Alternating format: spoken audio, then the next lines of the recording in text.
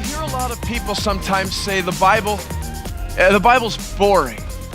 I mean, I've heard that before. That's why I don't read it. That's why I don't study it. That's why I just kind of wait for the pastor on Sunday morning to tell me what to believe. Just because I read it, I get sleepy. I fall asleep because it's boring. And while there may be parts of the Bible that are kind of boring, lists of names, genealogies, cities, endless prophecies that seem meaningless to us, that may be the case. But friends, there are massive chunks of the Bible that are the kind of stuff that Hollywood is made of. Violence and wars and passion and steamy romance, superheroes and maniacs, great tragedies, great victories.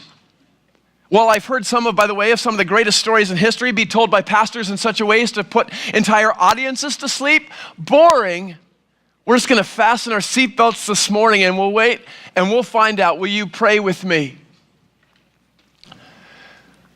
May the words of my mouth and the meditation of our hearts be acceptable in your sight, O Lord, our rock and our Redeemer. Amen. On Numbers chapter 25, if you have your Bibles, let's start reading at verse 1.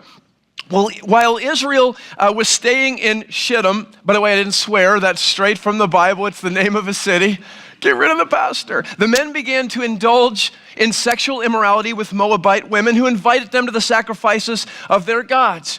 So the people ate, they bowed down before these gods, and Israel joined in worshiping the Baal of Peor. By the way, the Baal was one of the Canaanite gods. It was the god of harvest and rain, the god of fertility. And when they would build these idols, it had a male's body on it, but then it would have the head of a bull. And here's what happened. The Lord's anger, because what Israel was doing, began to burn against the Israelites. And so here's the question we got to figure out, well, how in the world did they get to this point? And so let's do a little bit of a background study.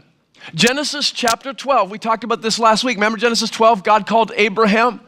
Said, Abraham, I want to make your name great. I want to make you into a blessing. I want to bless the whole world through you. I'm going to make your descendants as numerous as the stars in the sky, right? And then Abraham and his wife have a kid named Isaac. Isaac has a kid named Jacob. Jacob has 12 sons. One of them's named Joseph, right?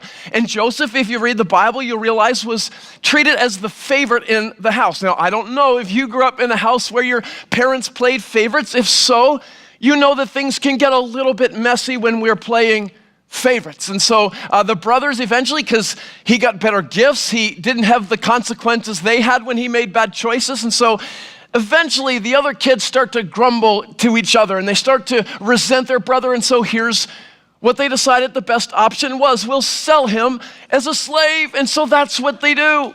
They sell him as a slave into Egypt. They run back. They tell their dad a wild animal killed his favorite kid. And Joseph is carried off to Egypt. But guess what? God's working behind the scenes, right?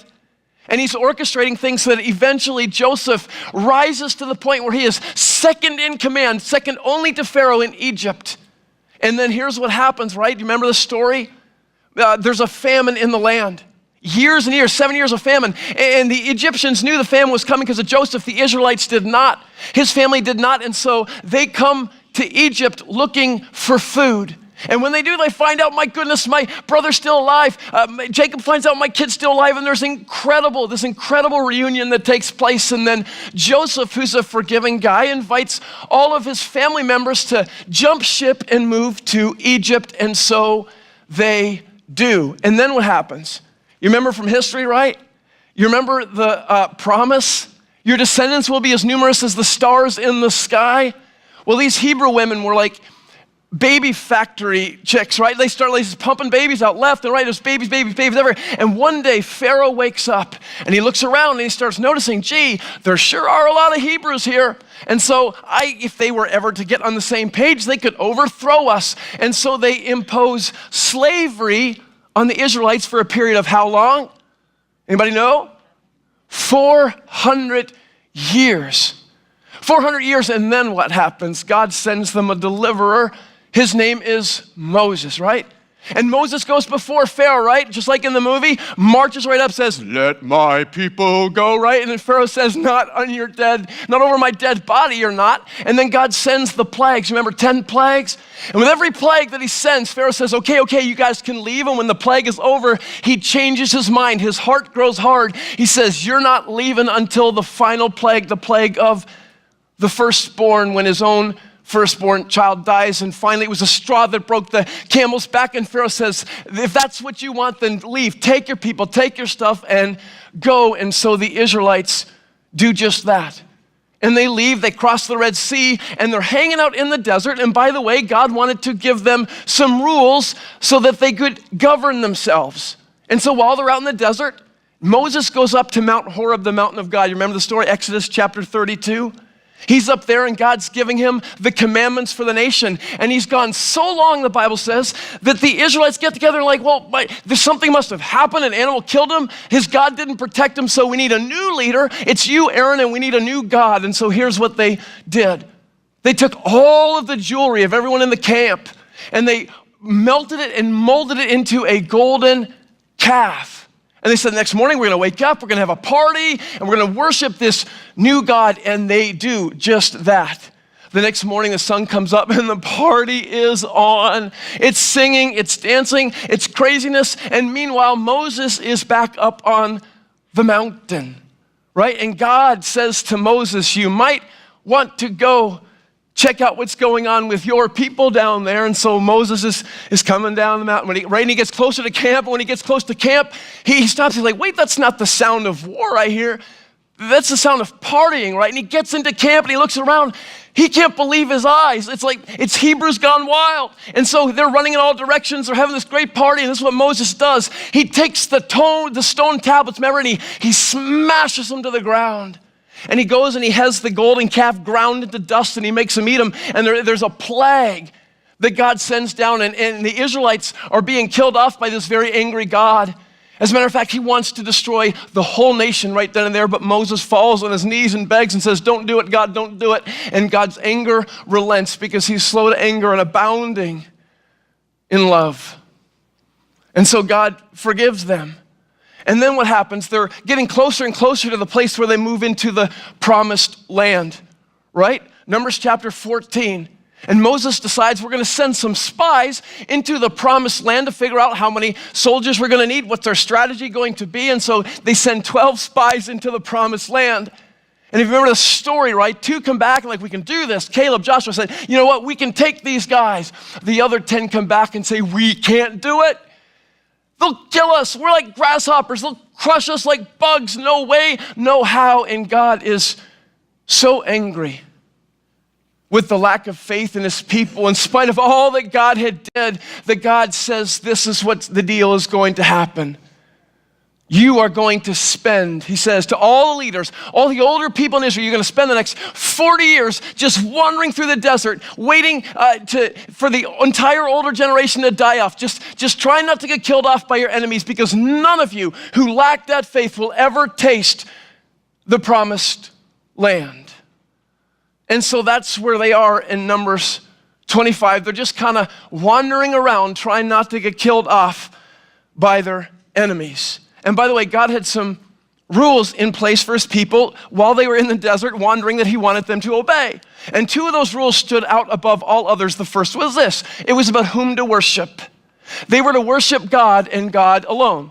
You see, all the other nations around them were plural theists. That meant they worshiped many gods. God says, no, not my people. You worship me. The second rule was a rule in which God forbid them to marry any of the ladies in the surrounding nations. Because God said, you know what, they have scandalous practices, and if you marry them, you're going to start giving in, you're going to start doing the things that they do, right? So God put this rule in place. They were not to marry anyone around them. And it was this, he was trying to protect them. God simply said, listen, I know you're going to get in there, and I don't want you to marry them. I don't care how hot you think they are. It's not a good idea. You're going to get sucked into their way of life. It will be to your downfall. And by the way, God wasn't trying to be a killjoy. He put this rule in place for their own protection. Parents, You know how that works, right? You have rules in place for your kids. You're not trying to ruin their fun. You're trying to protect them. I may have told this story before. It's one of my favorite memories of all time. But I used to have this rule in my family that I used specifically for Soleil, and this was the rule. There is to be no running in flip-flops. Why? Because she has what I call the Rancourt Klutz gene. What that means is this: the Rancourts have the ability to take any mundane, very safe experience and turn it into something life-threatening. And so we have this rule: no running in flip-flops, because if you do, you're going to trip on the sidewalk, your flip-flop will get caught, you'll fall, you'll scrape your knee. And most of the time, the rule worked pretty well. But I remember one time, because this was back in the pre-Asian era of our lives, when it was just Soleil and Dryden was the only one in school, and so at the end of the day, we'd go to the bus stop, and Dryden would come off the bus. And so I remember Soleil used to love to run to the bus stop ahead because other kids would be there, and so she would just take off, boo, boo, boo, right? And then one day, she was leaving, and she had on her flip-flops, and I said to her, sweetheart, you can't run with your flip-flops, so why don't you get your sneakers on? She's like, no, I just want to hold your hand today. I'm not going to run down, sweetie. I'm like, are you sure? She said, yeah, I just want to hold your hand. So fine, we go towards the bus stop, and sure enough, right? She sees kids already down there, and I'm not holding her hand tightly, and she takes off. And I yell at her, Soleil, stop! You're wearing flip. And she looks back at me, right? Ignores me completely. She's running as fast as her little legs can carry her, and I'm just waiting for it. And sure enough, she gets 10 yards from the bus stop. 10 yards, right? And all of a sudden, her flip-flop gets caught in the sidewalk, and boom. I mean, she's airborne. It was awesome. Like, her body is parallel to the ground, and she was actually flying. And it was a fairly great flight until the part where she got to the landing, right? Because her whole body came crashing, her knees, her elbows, her chin, boom, all the same time as she slid in safe to the bus stop, right?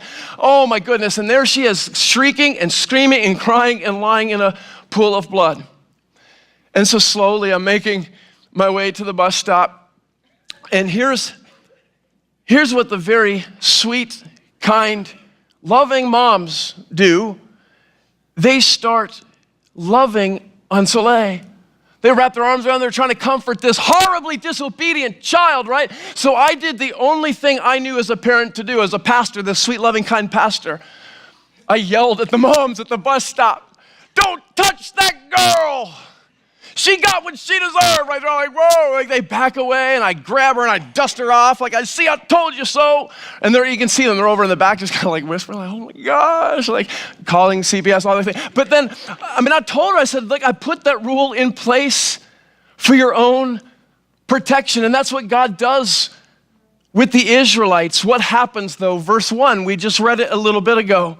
They're hanging out in this town called Shittim, and sure enough, some of the dudes start looking around and they notice, gee, those desert girls, they're pretty hot. And so they start sneaking out of camp at night and flirting with the locals. And before long, they have broken this major rule that God had put in place for their own protection. And worse than that, the more time they spent with these Moabite chicks, the more they give in and compromise. And before long, they are full out bowing down to the Canaanite gods. And we know from history, by the way, that temple prostitution was an everyday practice for the people living in the land of Canaan. So in other words, they believed that you would have sex with a temple prostitute, you go in there and commit that act, and your wife back home would be fertile, and then she would give you a lot of kids. Now, I don't know where the wives are in the story, but I can tell you that if I were to go home and propose a similar strategy to Emily one day, sweetheart, I think I found a way to upgrade our family experience. She would not remain a silent bystander in the story, but we are dealing with a time and a culture where things were quite different and women did not have the rights that men had, and so it was a different world. But this practice leads them not only to scandalous sexual experiences, it leads them to begin worshiping the gods of the nations around them. They had violated these two mega laws that God had put in place for their own protection. Verse 4 and 5, God sees this, right? And he's had enough. And by the way, parents, you know what it's like to get to that point where you've had enough. Like a couple weeks ago, the kids woke up, it was a Saturday, and there was like something in the air, I don't know what it was, but they were at each other's throats the whole day. From the moment they woke up, Max got my doll. Lily pushed me. They won't give me my bear. That's my crayon. Then I put them at the snack table, right? And they're having their snack in front of them. And then I hear this one. You've heard this one, right? So, from Soleil. Papa, Lily's looking at me. Like, when did looking at someone become something wrong to do? You're all done. Go to your room, right? Like, you get to that point where you're done with it. And God gets to that point, and here's what he does. Verse 4, he says to Moses, here's what I want you to do. He says, take all of the leaders and kill them in full view of everyone, every man, woman, and child, so that everyone knows exactly how serious this is, how serious I am. And by the way, if this never happens again, I just might calm down enough that I don't wipe you out. And so what does Moses do? He obeys God. He turns to the judges that were in place to oversee groups of people, and he tells them before everyone's eyes, in the middle of the camp, everyone needs to see this. Put to death each of your own men who have joined in this practice. Could you imagine that? These were people they knew. Neighbors and co-workers and friends and golfing buddies. They lined them up, everyone who had been doing the whole temple sex deal and worshiping Baal of Peor, and then they, one at a time, they start killing them off. Verse 6, while this is going on, and people are shrieking and they're crying and they're wailing because it's horrific.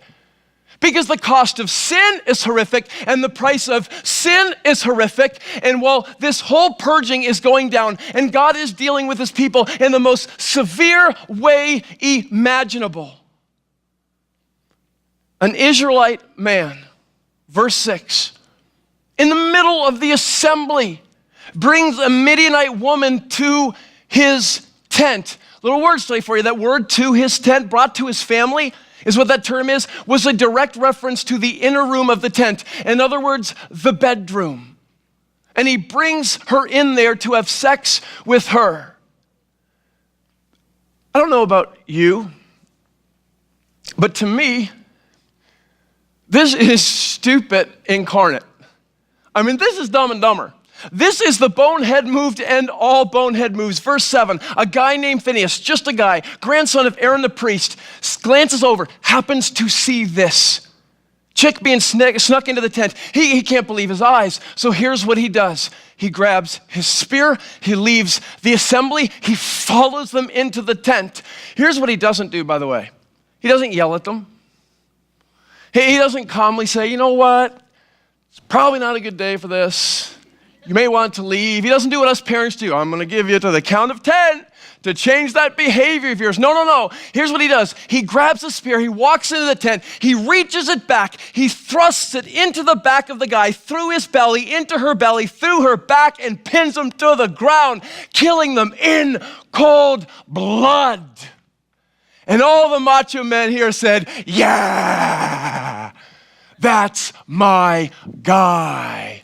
Please, don't tell me the Bible is boring.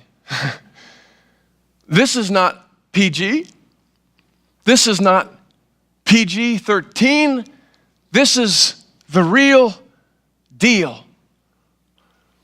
And the most unexpected thing happens.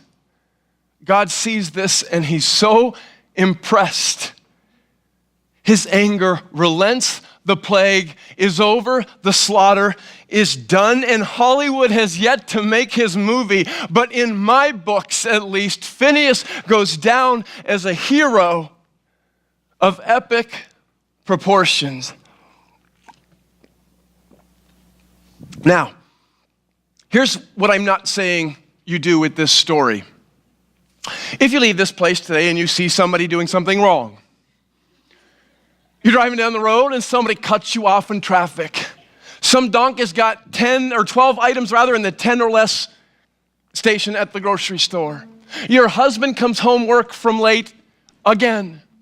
This passage does not give you the right to get onto eBay and to buy a spear and take matters into your own hands. Although parents, For disciplinary purposes, a spear may be a reasonable and responsible tool to use. But that's not the point of the story. God was leading a physical nation at the time, the nation of Israel. He was operating as their king. We are not the physical nation of Israel. Here is what we can learn from the story. Verse 6. This happened in full view of everyone. Moses, maybe the greatest history in all of Israel, was there. He did nothing. Aaron, the high priest, was there, for crying out loud. He did nothing. The judges that were leaders over entire groups of people were there. They did nothing. One man saw something he knew was wrong and refused to look away. He moved, he acted, he led. That's the point of the story. Because that's what heroes do. Heroes are people who, when they see something wrong, refuse to look away. So my question for you is this: just how heroic of a person are you? So let's try to interpret this text just a little bit. Here's what we know. This world we live in is a corrupt world. It's a messed up world. It's a screwed up world. Every second of every day, there are unjust acts that happen all around us in front of our eyes, and we see it. Maybe on television, maybe on MSNBC.com, maybe on our street, maybe at our home, maybe in our schools. We see it all the time. Every day, you see things with your eyes. You hear things. Information comes your way about something wrong that's going on, and you have a choice.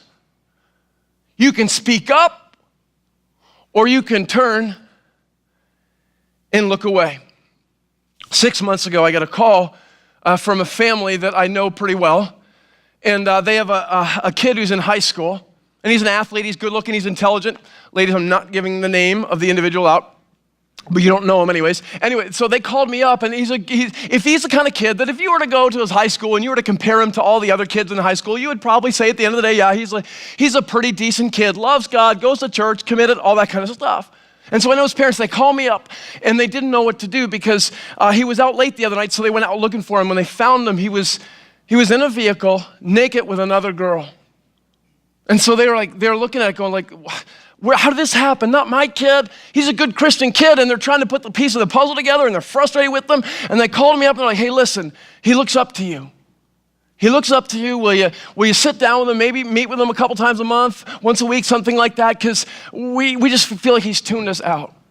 And so I agreed. I feel like this kid's got a lot of potential. So I was like, yeah, I'll sit down with him. And so for 6 months now, we've been meeting once a week, and we've been having these raw, real conversations. And I feel like he's making some strides. It's kind of cool to see how he's growing. But a couple weeks ago, it was the Monday before Halloween. We were sitting on the deck talking, and so I asked him, I said, what are your plans for Halloween? And he said, well, I've got this party I'm going to, and he told me at the party, and I knew the parents who were hosting it, and I trusted them, so I gave him the good old thumbs up to that. And so I asked him, well, who's going to the party? And he went down the list of the people that were invited to the party. The name that stood out was the name that was not on the list. It was his best friend, and we'll just call him Johnny for giving him a namesake. And so I said, well, wait a second, you didn't name Johnny. He's your best friend. You guys do everything together. You guys know everything about each other. Why is he not going to the party? He said, well, he told me today he was going to a different party. And so I said, well, why is he going to a different party? He said, well, he told me today that at the party that he's going to, the parents won't be there. There's going to be empty bedrooms, and there's a girl there, and he thinks that he can have oral sex with her. And so I looked at him, I said, you told him you can't do that, right? Like, you did tell him that you can't cross, that's not something, and he said, yeah, I did. We argued for like an hour. I told him you can't cross that line, man, that's not something you want to do. And he said, I told the kid not to. But here's the deal, friends.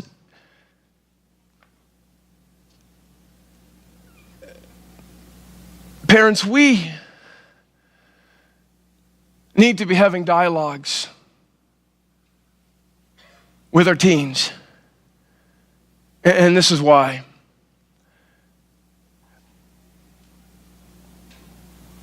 All day long, they are being inundated with messages. All day long.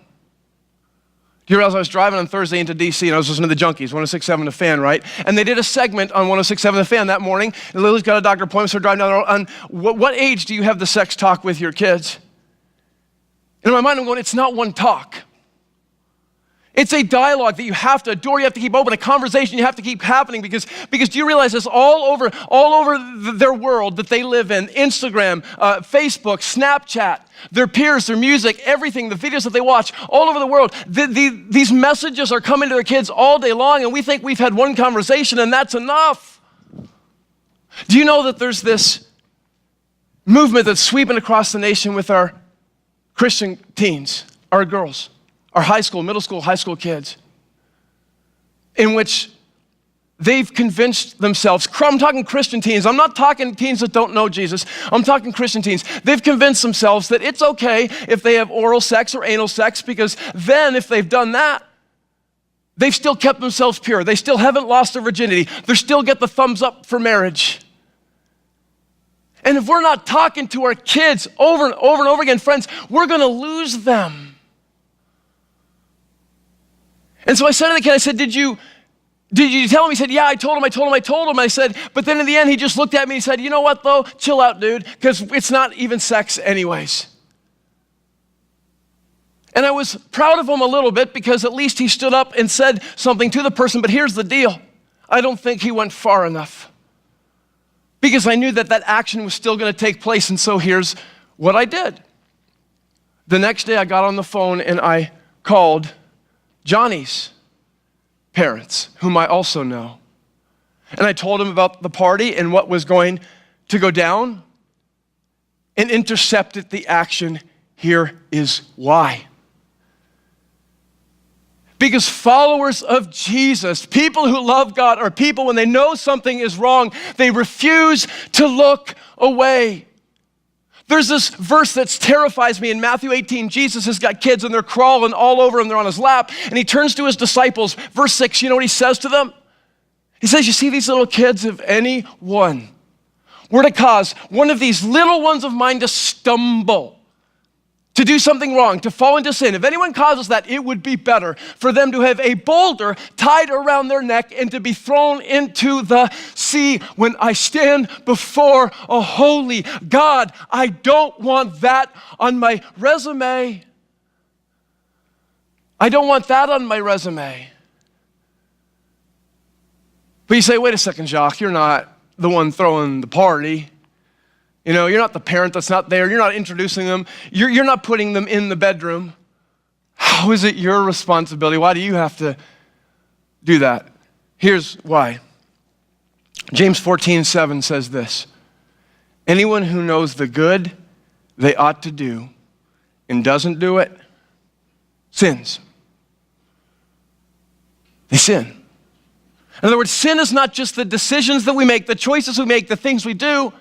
If we know something's going down, if we know there's a wrong action, if we know there's a more, and we say nothing about it and we do nothing about it, that is sin. Anyone who knows the good they ought to do and does not do it sins. So I made the phone call. As difficult as it was, and by the way, please don't put me on some kind of pedestal as if I always make the right choice and do the right thing and make, the heroic choice. I don't.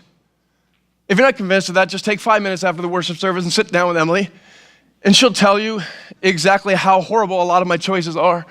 Okay, think about it. Here's an example. This week, here's how unheroic I can be. I'm sitting down to work on this message you're hearing right now, and all of a sudden it hits me. Like a ton of bricks, like I'm such an idiot. I'm a hypocrite. Because I have this neighbor who lives next door to me. His name's Mutt. You're Mutt. I think I got that right. Anyways. Nice guy. He lives not across the street, not down the way. He lives next door. Like my grass touches his grass. That's kind of intimate. And so I see him all the time, right? We have conversations about everything. Hundreds of conversations we've had. We talk about grass. We talk about snakes. We talk about the weather. We talk about our kids over and over again. Not once. In spite of the fact that we're doing Invest and Invite, in spite of the fact that I talk to you guys all the time, we talk to you, Jeff, we've got to invite our friends and bring our people. You have a cool church, invite your friends to this church. Not once have I even said to him, there's a great church just around. He's my next door neighbor. Anyone who knows the good they ought to do and doesn't do it. A few years ago, there was a guy living across the street. His name was Rolf. He was a heck of a guy, nice guy. They had two cool dogs. We used to house sit their dogs. He moved in, built the home, moved in with his girlfriend. And so we got to know him a little bit. He had always walking up and down the street, he could see he had his gun on his leg and stuff like that. So I'd ask him about, he's a nice guy. And we enjoyed conversations. The kids would play with his dog. Well, things were going great for a while, and then all of a sudden, things in their relationship tanked. For sale sign went up on the lawn. The house was for sale. She moved out. And so one night, I'm sitting on my step, and I'm just kind of staring at the for sale sign, just thinking, man, I feel bad for that guy. I feel bad for him. Think about his girlfriend leaves him. The house has to go up for sale. He's probably going to lose a ton of money. Maybe he has to move, and maybe he has to get a new job. Who knows? I felt so bad for him. So here's what I did. I finished my cigar. I went in the house. I closed the door. I turned on the TV. I watched my sports. Not once did I knock on his door and say, hey, if you ever need a friend, if you need someone to talk to, not once. Anyone who knows the good they ought to do. That's how unheroic I can sometimes be. Today, by the way, as most of you know, it's Orphan Sunday. Adoption Sunday, and it's a special day, by the way, not because adoption is something that we need to think about one day of the year, but because adoption is something that we need to get serious about because it's a worldwide massive problem, a problem that I believe that by and large Christians have decided that they're cool with just turning and looking the other way. As a matter of fact, I get people all the time, and I know Emily does too, people walk up to me, at least this happens every week at least once, where somebody says to me, I don't know how you do it. They're like, whoa, look at your life. You got all those kids and the schedules and the medical bills and the hospital stays and all the intense stuff. No, I don't know how you do it. All the time they say that to me. And finally, it was 2 weeks ago, I had somebody walk up to me that I knew well, a person of means, 4 empty bedrooms in their home, extra cars. And they walked up to me, someone I love, and said, I don't know how you do it. And I looked them in the eye and I said, to be honest, I don't know how you don't do it. Because there's this misconception about adoption. A lot of people have this idea that adopting kids is for people who have a heart for adoption. It's not what the Bible teaches at all. If you have a heart for God, you will have a heart for adoption. James 1:27 says this, that anyone who considers himself religious, here's what a religious person is. It's someone who keeps himself from being polluted by the world and looks after orphans and widows in their distresses. In other words, if you have a heart for God, if you are on fire for Jesus, if there's a passion inside of you that's not your own, if there's something inside of you the Holy Spirit stirs, you will have a heart for the kids of the world who have no home, who are dying of AIDS, who are starving all across the world. You will have a heart. And don't mishear me, by the way. Because what I'm not saying here is that every person in the world ought to adopt. And I'm not even saying that it's not a guilt trip. I'm not saying everyone in this room needs to adopt. Do not hear me say this, although, did you know because I hear people say, but the problem is so big. There's so many kids, it's overwhelming. How's it gonna happen if every Christian family, every family that claimed to know who God was, would bring home one child, the orphan crisis would be over. There would be no more. So don't tell me the problem is too big. That's not the issue. It's not the size of the problem. It's the size of my heart. But at the same time, here, and I want you to really hear me on this. I'm not saying everyone here needs to adopt. That's not the message. If you hear that and you walk away with that, you're hearing the wrong thing. Actually, there are people in this room, in this world, that follow Jesus, that love the Lord, that should not adopt. If your marriage is in the tank and their communication lines are down and there's just bitterness that's unresolved there, and you start bringing in needy kids into there, oh my goodness. That will become exponentially toxic But it doesn't mean it doesn't mean you don't get involved. It doesn't mean you can't advocate. It doesn't mean you can't give. It doesn't mean you can't support. It doesn't mean you can't let's say we'll try this first. And it doesn't mean you don't do that. You can still do something God-sized. By the way, I love this about my wife. My wife has a Grand Canyon-sized heart for these kids. She does. She has a Grand Canyon-sized heart. I'm starting to question the size of her brain, but she's got this massive heart for these kids because every night in bed, it's a different kid with a different story and a different hurt. She has her computer up there and she shows me, hey, look, Jacques, look at this kid. Every night, almost, can we bring this kid home? Please, please, please, Jacques, look, if she has the surgery, if she comes here, she has a chance. She's not going to die if we bring her home. And I got to confess, there are times where I lay in bed and I'm just trying to sleep. And now I got this kid's face stuck in my head and I'm going back and forth. Should we? And it's overwhelming me because, man, there's so much pain in the world. There's so much pain in the world. And listen,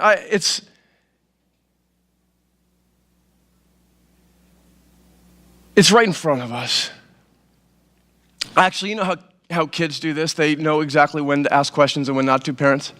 You know what I'm talking about? Like they study us, they learn us, they know us inside. Now, like if I ask him now, he'll say yes to this thing I've never been allowed to have in my whole life. My kids do that so late all the time. She'll wait till I'm on a phone conversation, till I'm in the middle of something, Papa, can I please have this thing you said I should never ever have, right? And sometimes as parents, we kind of give in because we just want to get them out of our way. Well, like a few months ago, I'm sitting on the deck. I'm used to it from my kids, not my wife. I'm sitting on the deck and I've got a bunch of people that are over and we're having like this meeting or something on my deck and we're having a good time, we're talking, and all of a sudden the door swings open and Emily pops her head out and says, hey, there's this little girl, she needs a liver transplant, it really needs to happen soon, please, please, please. And I'm like, that's fine, so yes, just go away, right? And she closes the door and I've signed up for something without ever even thinking about it. She is so evil like that, right? So we had signed up to bring this little girl home. And China, by the way, was going to expedite the process because she was so sick and she needed to get here fast. By the way, the orphanage was shocked. They could not comprehend that a family even wanted this girl. They couldn't even comprehend it, so they haven't even bothered to get her adoption papers together, friends. They just assumed she was another girl in a long list of girls that are going to come in there, or list of kids, and they're going to just die in their arms with no parents. They just assumed that. I mean, think about that. There are millions of Christians in the world, and orphanage workers assume this kid will just die. A creation, a child of God, a perfect creation, a beautiful girl. They just assume no family could ever want that girl. And so we decided, okay, we'll bring her home. And she was going to be our girl. We started getting all the work done. The home studies were in the rearview mirror, and we were having meetings and talking, and checks were flying overseas. And at the end, about a month ago, we got a phone call from the orphanage. And they said, your little girl had a very difficult day and she died. And so we were crushed and are crushed. And then we realized, man, there's millions more just like her. And I'm not telling you that by golly you have to adopt a child, and if you don't adopt a child, then you don't have a love God and you have no heart. I'm not saying that at all, but what I am saying is this. Take one look around at every corner, on your street, in your school, in your office. There are people that are making moral choices that are going to lead them down paths of destruction, and they're doing these things, and you have a choice. You can speak up, or you can turn and look away. On your street, on my street, there are people that live in these nice homes, and they have nice jobs, they take nice vacations, but they don't know the love of Jesus. But you do. You have a choice. You can speak up, or you can turn and look away. All over the world, there are kids that are dying. They're stuck, they're being dropped off on doorsteps in hospitals and trash cans. There are some that are dying of AIDS and malaria and starvation, and we know this. This is not new information. We have a choice. We can act somehow, or we can turn and look away. We can turn and look away. I don't know all the details of your life. I don't. But I do know this. Our God is looking for people who refuse to look away. That's what Phineas did. By the way, probably my favorite book that we had to read in school growing up, and I love it, is Catcher in the Rye by J.D. Salinger. Show of hands if you had to read that book. Because in this book, there is this little kid, and he's asked by a grown-up, what do you want to be when you grow up? And he answers the adult by telling him, he says, I have this reoccurring dream. And in this dream, there is this field, and there's hundreds of these kids, and there's this field of rye, and they're wandering through the field, but the field is growing so high, they don't know which way they're going. And at the end of this field, there's a cliff, and these kids keep tumbling over this cliff to their death. And so he says, I scream at them, turn back, turn back, turn back, but they don't know which way is back. So all I can do, mister, he says, all I can do is I run to the edge of the cliff and I catch one here and I catch one there. I can't catch them all, mister, he says. I can't catch them all, but I catch as many of them as I can. And if you want to know what I want to be when I grow up, I want to be a catcher in the rye. That's not a bad calling. That's a good calling. That's a godly calling. Folks, we can't rescue all the needy people in the world that are on the verge of destruction. Everyone who's on a moral path to their death. Everyone who doesn't know Jesus. We can't rescue them all. Have you committed yourself to rescuing even one person whose lives are on the verge of destruction? Because our God is looking for heroes.